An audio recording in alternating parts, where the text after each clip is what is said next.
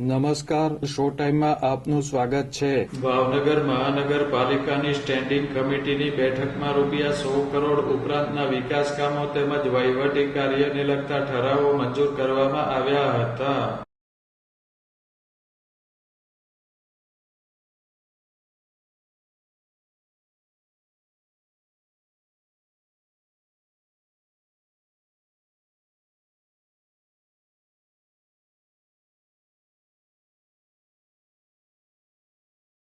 Standing committee chairman Kishanbhai મહેતાના અધ્યક્ષસ્થાને મળેલી બેઠકમાં ₹100 કરોડ ઉપરાંતના 45 જેટલા વિકાસ કામો તેમજ વહીવટી કાર્યને લગતા ઠરાવો મંજૂર કરવામાં આવ્યા હતા.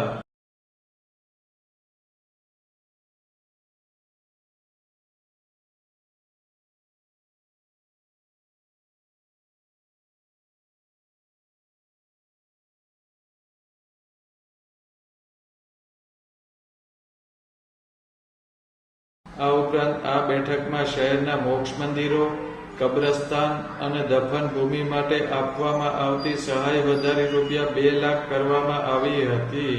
તેમજ PME બસ સેવામાં સામાન્ય નાગરિકો અને દિવ્યાંગો માટે મુસાફરી પાસમાં રાહત જાહેર કરવામાં આવી હતી.